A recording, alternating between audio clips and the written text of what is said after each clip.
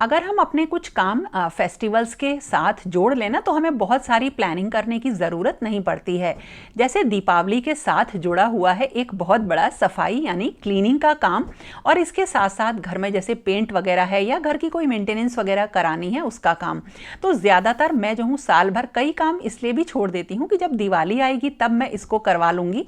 तो जो त्यौहार है उसी के साथ एक चीज़ और जुड़ी हुई है और वो है सफाई की। तो साफ़ सफाई एक इस तरीके की होती है दिवाली पर, जिससे कि हम अपनी बहुत सारी चीज़ें जो रेगुलर डेज में या डीप क्लीनिंग में साफ़ नहीं कर पाते हैं वो इस टाइम पे कर लेते हैं।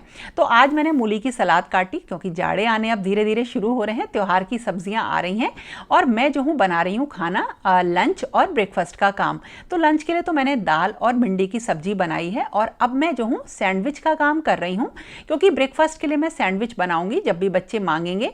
तो एक बहुत बड़ा काम अगर मैं किचन का अभी करके रख दूंगी तो जो पूरे दिन काम फैलेगा ना, तो मुझे बीच बीच में ना कोई भी इरिटेशन नहीं होगी कि अब किचन में काम करना है। तो इसीलिए मैं बहुत सारा काम करके किचन का रख देती हूँ। और देखिए बिल्कुल भी सब्जियों में ऑयल नहीं रहता है।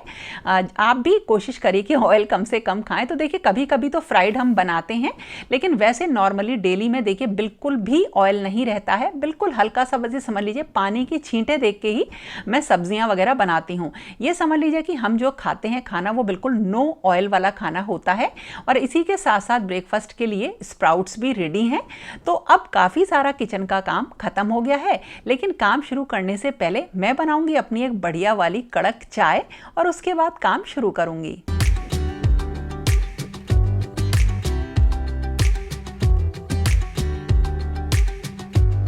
तो मैंने काम स्टार्ट किया अपने ड्राइंग रूम वाले एरिया से और आज जो हूँ मैं नीचे वाले पोर्शन का एक मेजर क्लीनिंग का काम करूँगी और थोड़ा बहुत बाहर का। तो जब कभी भी किसी भी रूम की डीप क्लीनिंग होती है, खासकर ऐसी जगह की जहाँ सोफ़े वगैरह पड़े हों, तो उनको कवर करना ज़रूरी हो जाता है। तो जो डेकोरेशन का सामान है, जो भी छोटे मोटे इसमें रखे हुए ना आइटम्स, वो तो मैं हटा देती हूँ, लेकिन सोफ़े को इसलिए भी मैंने अच्छी तरीके से कवर कर दिया है क्योंकि मैंने अभी कुछ दिनों पहले ही सोफ़े को साफ़ करा था। और मैंने आपको बताया भी है कि सोफ़ा को क्लीन करने के लिए मैं डेज़लो का कारपेट क्लीनर एक आता है उसका यूज़ करती हूँ, और तरीका भी मैंने आपको बता रखा है। और अब जो शुरू होती है वो होती है वॉल से सफाई करना। अगर आपके घर में भी वॉलपेपर लगा हुआ हो तो जो कोलिन आता है या कोई भी ग्लास क्लीनर आता है उसको स्प्रे करके उससे आप इसे क्लीन कर सकते हैं। या देखिए क्लीनिंग के बहुत सारे टूल्स आते हैं। ये मेरे पास एक मतलब एक मॉपिंग का एक आइटम है, उसका ये हेड है, इसे लगा के रोल लगा के इससे भी सफाई हो जाती है। कई वीडियोस में मैंने आपको बताया है। तो वॉलपेपर के साथ साथ एक चीज और वो है वॉल्स। हम अक्सर वॉल्स को भूल जाते हैं कि अरे इनकी क्लीनिंग क्या करना, लेकिन अगर आप पानी से धो सकते हैं तो पानी से इसे साफ करिए, क्योंकि अगर आपका वॉल पेंट है वो इतनी जल्दी पानी से खराब नहीं होता है। नहीं तो आप किसी कपड़े को एक डंडे में बांध के उससे रगड़ के साफ करिए, झाड़ू से साफ करिए, ये वॉल्स जो है बिल्कुल अलग साफ सुथरी हो जाती हैं। नहीं तो जैसे ही आप फैन चलाएंगे तो जो वॉल पे या वॉल्स पे जो भी धूल लगी रहती है वो सब आपके जो डेकोरेशन का सामान है उसमें आ जाती है। और इसके बाद दूसरा काम शुरू होता है कि सामान को खिसका के जो उसके पीछे से गंदगी होती है उसे निकालना। हालांकि ये सारी सफाई हम सब लोग इसी तरह से ही करते हैं, इसमें कोई नई चीज़ मैं आपको नहीं बता रही हूँ, लेकिन फिर भी क्योंकि मैं कर रही हूँ और कभी कभी एक दूसरे को देख के मन करता है कि हम कर लें, इसलिए मैं आपको ये बता देती हूँ। तो इसी तरीके से जो डस्टिंग का काम अब शुरू होगा वो वॉल से ही स्टार्ट होगा, जैसे कि सारे मिरर्स वगैरह हैं इनको क्लीन करना।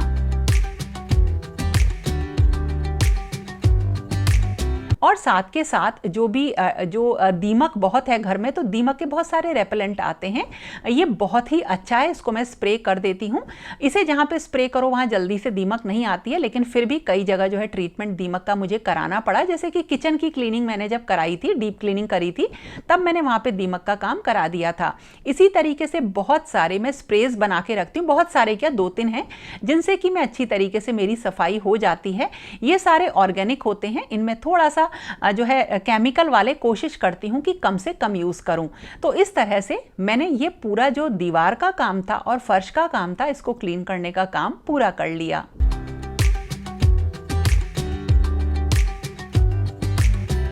और जैसा कि मैंने आपको बताया है कि सोफे वगैरह मैंने पहले ही क्लीन कर रखे हैं, तो ये बिल्कुल साफ हैं, तो इनको मुझे अब क्लीन करने की जरूरत नहीं पड़ी।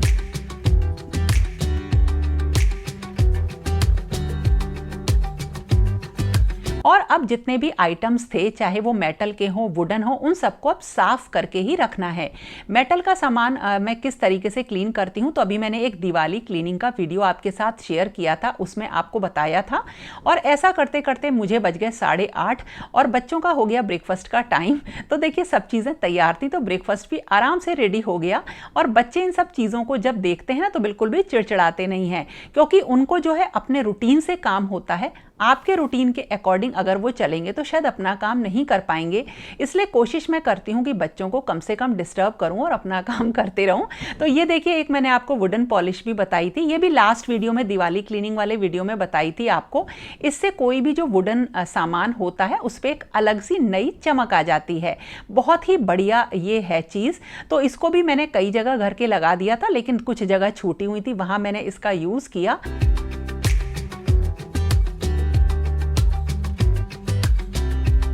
और अब जितने भी डेकोरेशन के आइटम्स थे ना, कि उन सबको मैंने डाइनिंग टेबल पे इकट्ठा करना स्टार्ट कर दिया है। और इनको अब मैं धीरे धीरे क्लीन करूंगी। और क्योंकि इसके साथ साथ मैं रूम की भी सफाई करूंगी, तो वो सारे आइटम्स मतलब थोड़े से चेंज हो जाएंगे। अब थोड़े से वुडन आइटम को मैं कैसे क्लीन करती हूँ और एक आसान तरीका बताती हूँ। जैसे ये एक WD-40 आता है, बड़ा ही अच्छा ये एक आइटम है, क्लीनिंग आइटम है। ये एक क्लीनिंग सोल्यूशन है, बहुत सारी सफाई आप इससे कर सकते हो। जैसे वुडन के आइटम्स हैं वो इससे बिल्कुल बढ़िया चमक जाते हैं। और इसके साथ साथ जैसे मेटल के आइटम्स भी आपके पास हैं, जैसे ब्रास के आइटम्स हैं, वो थोड़े से काले पड़ गए हैं, उनसे भी इसको साफ करना रहता है, लेकिन हाँ थोड़ा सा रगड़ना पड़ता है। लेकिन मैं आपसे बोलूँगी कि इससे अच्छा है कि आप कोई और ब्रास के लिए मेटल क्लीनर का यूज़ करिए।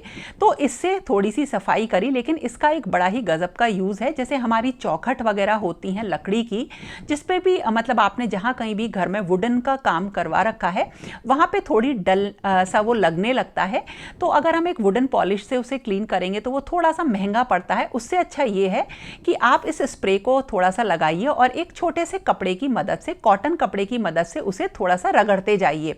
जितने भी वुडन आइटम्स में अगर कोई फंगस है या डल हो रहे हैं या सफ़ेद से वो हो जाते हैं, वो इसकी मदद से बिल्कुल चमक जाते हैं। अब घर में जितनी भी चौखटें थी, मैंने इसी WD-40 की मदद से उन सबको साफ किया। और इसके साथ देखिए, ये एक मेरा वुडन रनर है, टेबल रनर है। ये मैंने एक कपड़े से साफ कर दिया, लेकिन फिर भी इसमें बहुत सारे फंगस के धब्बे आ रहे थे, वो भी मैंने इसी से क्लीन कर लिया। इसकी मदद से आप जैसे कुछ भी हिंजेस वगैरह हैं या कहीं पे जैसे आपके ताले वगैरह अगर प्रॉपरली नहीं खुलते हैं, उन सबको भी आप WD-40 से सही कर सकते हैं। और मैं तो इससे जो लकड़ी की अलमारियां वगैरह भी हैं ना, जिनमें माइका वगैरह लगी है, उनको भी अच्छे से क्लीन करती हूँ। तो उनके ऊपर कोई भी निशान वगैरह होते हैं तो वो बिल्कुल साफ हो जाती हैं। और अब हो गया था लंच का टाइम, और लंच भी मेरा बना हुआ रखा है, तो कोई भी दिक्कत नहीं हुई और सारा काम बड़े स्मूथ ढंग से होता रहा। अगर आप अपने कामों में बच्चों पे चिड़चिड़ाने लगते हैं ना, या घर में ज़्यादा बड़बड़ाने लगते हैं, तो वो मतलब वो सारे काम ना घर वालों को कभी भी खुशी नहीं देते। तो हम सारा घर साफ कर रहे हैं, अच्छा कर रहे हैं, तो सबकी खुशी के लिए कर रहे हैं। तो इसीलिए मैंने अपनी इसी तरीके से तैयारी करी कि मुझे बीच में कहीं पर भी कोई भी चीज़ को लेकर ना इरिटेशन ना हो। और अब ये देखिए, ये वाला जो फ्रेम था, ये मेरी एक पुरानी साड़ी थी, जिसमें से जो पल्ले वाला पार्ट है उसे काट के मैंने कटवा के फ्रेम करवाया था। इसको मैंने हैंग करवा लिया था अभी, मतलब जिस दिन किचन का काम हुआ था उसी दिन हैंग इसे करवा लिया था। ये थोड़ा सा बड़ा हो गया है, जबकि मैंने उन्हें नीचे से कट करने को बोला था, लेकिन कोई दिक्कत नहीं है, मैं इसको भी परफेक्ट करने की कोशिश करूँगी। अच्छा लग रहा है, बहुत ही बढ़िया लग रहा है। और अभी इसमें कुछ काम और होना है। तो अब जो क्लीनिंग की बारी आई, वो अब मैंने रूम्स की स्टार्ट कर दी और इसी रूम से मैंने स्टार्ट किया। तो बिल्कुल वही तरीका है कि सबसे पहले जितना भी सामान होता है डेकोरेशन का, उसको मैं हटाती हूँ। और इस रूम में, बेडरूम में बहुत ज़्यादा सामान नहीं है, तो धीरे धीरे करके सारा सामान हटाया। और ये वही वुडन रनर है जो अभी मैंने आपको क्लीन करके दिखाया था। तो इस रूम की क्लीनिंग भी बिल्कुल उसी तरीके से होगी कि सबसे पहले वॉल्स को मैंने क्लीन किया और उसके बाद इस रूम में मैंने नए कर्टेंस लगाए हैं, तो वो आपको अभी किसी और वीडियो में दिखाऊंगी। तो उससे पहले सारी वॉल्स की क्लीनिंग करना, और इसमें जो एक वॉल थी उसको मैंने अच्छी तरीके से वॉश किया था। इस टाइम पे जो हमारी सोसाइटी का जो ट्रांसफार्मर है ना बिजली का, उसकी सर्विसिंग हो रही थी, तो लाइट चली गई, तो वो वाला पार्ट मैं रिकॉर्ड नहीं कर पाई। तो ये मैंने स्टार्टिंग में क्या किया था, पूरा साफ किया था, इस रूम को बिल्कुल क्लीन किया था, और उसके बाद इसका भी सारा डेकोरेशन का सामान बाहर निकाल दिया था। और अब इस सारे सामान को मैं वॉश करूँगी। तो खड़े होकर काम कर रही थी तो किचन में ही मैंने ये सारी सामान को सोचा वॉश कर दूँ, जिसमें छोटे छोटे आर्टिफिशियल प्लांट्स थे, डेकोरेशन के आइटम्स थे। तो इन सबको मैंने साफ़ किया। पहले किचन में एक पुरानी टॉवल बिछा ली है और जो भी सामान है इसमें अगर आप इसे वॉश कर लेते हो बजाय इसके कि इसकी डस्टिंग या पोंछने के या क्लीनर से साफ़ करने के, तो ये ज़्यादा साफ़ हो जाते हैं। अक्सर करके जब डीप क्लीनिंग होती है तो इसी तरीके से वॉश करके सारा सामान मैं रख देती हूँ। तो इस तरह से काफ़ी सारा जो सामान था, ये दोनों रूम का सामान था जो कि मैंने निकाल के वॉश कर दिया है। और अब सारा सामान ना इधर उधर मैं चेंज कर दूंगी। मतलब ऐसा नहीं है कि डेकोरेशन का सामान एक जगह ही रखा रहेगा। अक्सर करके दिवाली में ऐसा होता है कि चीज़ों का जो प्लेसमेंट होता है, चाहे वो फर्नीचर हो, सोफ़ा हो, उसको मैं चेंज कर देती हूँ। जैसे ये वाली जो एक चेस्ट ऑफ ड्रॉर्स थी और मतलब ये एक अलमीरा सी है छोटी सी, इसको मैंने खिसका के दूसरी जगह रख दिया है और इसके ऊपर भी जितना भी डेकोरेशन के आइटम्स थे वो मैंने चेंज कर दिए।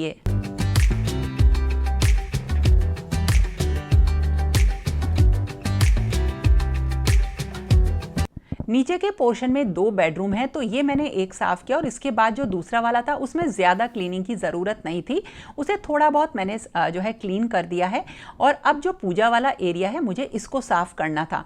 एक्चुअली इसकी पूरी क्लीनिंग तो जब मैंने दुर्गा माता का दरबार हटाया था तब कर ली थी, लेकिन जो इसके कर्टेन्स है ये काफ़ी गंदे हो गए थे, क्योंकि यहाँ पर हम हवन करते हैं, अग्यारी करते हैं, तो उसका धुआं जो होता है वो इन पर्दों पर बहुत ज़्यादा जाता है। हालांकि हम थोड़ा डोर की तरफ बैठ कर करते हैं, लेकिन ये क्रीम कलर के पर्दे हैं, ये काफ़ी काले हो रहे हैं। इनको ना तो मैं ड्राई क्लीन को देती हूँ, ना मैंने मशीन में वॉश करती हूँ। जो इस तरीके के सुंदर और डेलिकेट आइटम्स होते हैं इनको मैं हाथ से ही वॉश करती हूँ और इनको ईजी में या किसी भी जो डिटर्जेंट होता है थोड़े से सॉफ्ट फैब्रिक्स के लिए, उसमें मैं इनको सोक कर देती हूँ हल्के से गुनगुने पानी में और उसके बाद इन्हें क्लीन करती हूँ। तो इनको मैंने सोक कर दिया कर्टेंस को और इनको मैंने रात को ही वॉश किया था। और ये जब थोड़ी देर सोक हो जाएंगे तो उसके बाद जो है इन्हें जब हम वॉश करेंगे तो बढ़िया तरह से हाथ से वॉश हो जाते हैं। घर के कुछ कर्टेंस मैंने होली पे चेंज करे थे और कुछ कर्टेंस मैंने अभी ड्राई क्लीनिंग को दे रखे हैं। तो अब इनको सोक कर दिया है। और अगर आपके कर्टेन कॉटन के हैवी वाइट कलर के हो तो उसमें आप थोड़ी ब्लीच भी डाल सकते हैं। और आजकल जो है बहुत ही बढ़िया ऑर्गेनिक नेचुरल ब्लीच भी अवेलेबल है मार्केट में।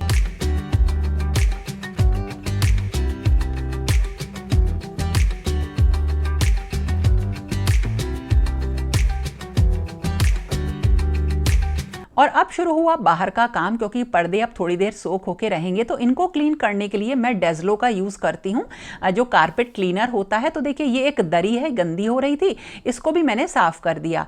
धीरे धीरे मैंने अपने घर की, एक बार जब आपको दिवाली सफाई का वीडियो दिखाया था, उसके बाद बहुत सारे जो अपनी दरियाँ हैं जितनी भी हैं वो सब मैंने क्लीन कर दी हैं। केवल एक बची है, वो भी किसी दिन क्लीन हो जाएगी।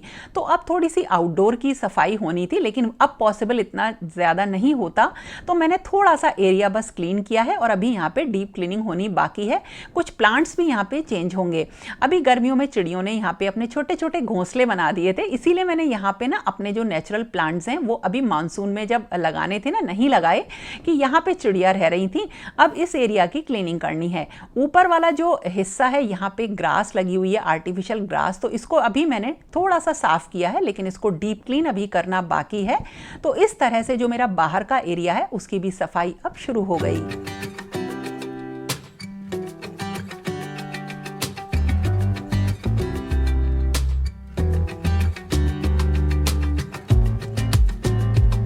और अब बारी आई थोड़ा डोर वगैरह क्लीन करने की। हालांकि जो डोर्स हैं या खिड़कियां वगैरह हैं बाहर की, इनमें बारिश की वजह से थोड़ी सी ये ख़राब लग रही हैं, तो इन पे भी अभी पेंट का काम होगा। इसलिए मैंने बाहर की अभी पूरी डीप क्लीनिंग नहीं करी। और मुझे ऐसा लग रहा था कि एक दिन में जितनी मैंने क्लीनिंग करी है ये ऑलरेडी बहुत हो गई है, क्योंकि मैं सुबह से सिर्फ क्लीनिंग के काम में लग रही थी। और जितना बहुत सारा काम ऐसा है जो शायद कैमरे में मैं आपको शूट ही नहीं कर पाई, कभी लाइट ना होने की वजह से, या कभी काम इतना फैल जाता है कि हमें लगता है कि बस अब फटाफट जल्दी से इसे खत्म कर दो। तो इस तरह से शायद शाम के इस वक्त 5 साढ़े 5 बज रहे थे और मेरे नीचे के पोर्शन की काफ़ी सारी क्लीनिंग हो गई थी। और बस अब बचे थे वॉशरूम्स, जो बाथरूम्स वगैरह हैं वो बचे थे, जिनको कि अभी मुझे क्लीन करना है। बाकी सारी सफाई जो होती है घर की वो हो गई है। और इस तरह से एक दिन में मैंने काफ़ी बड़ा हिस्सा सफाई का निपटा दिया। और अब मैं नहाई शाम को और मैंने कर्टेंस भी वॉश कर लिए हैं। ये जो सोक किए थे इनमें तो इतना गंदा पानी निकला जैसे बिल्कुल नाले का काला पानी होता है, जबकि मैंने इनको अभी 2-3 महीने पहले ही वॉश किया था। लेकिन ठीक है, साफ हो गए हैं। तो इस तरह से ये था मेरा आज का वीडियो। एक दिन में खूब ढेर सारी सफाई करी, अच्छे से सारा काम किया। तो अगर आपने भी सफाई शुरू नहीं करी है तो कर दीजिए, थोड़ा सा आपको मेरे वीडियो से मोटिवेशन तो मिलेगा ही। और हाँ, अगर थोड़ा सा भी अच्छा लगा हो तो लाइक ज़रूर करिएगा दोस्तों। और फिर मिलेंगे कुछ नए और इंटरेस्टिंग वीडियो के साथ। तब तक के लिए okay friends, thank you and bye bye.